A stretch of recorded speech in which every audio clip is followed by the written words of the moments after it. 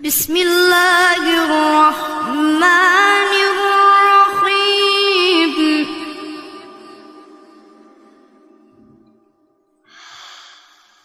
إن في ذلك لعبرة لمن يخشى.